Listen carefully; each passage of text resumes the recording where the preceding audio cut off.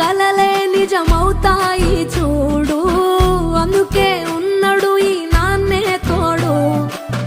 దశరథ మహారాజే నాన్నై పుట్టాడు, నువ్వు రాముడంత ఎదగరనేడు.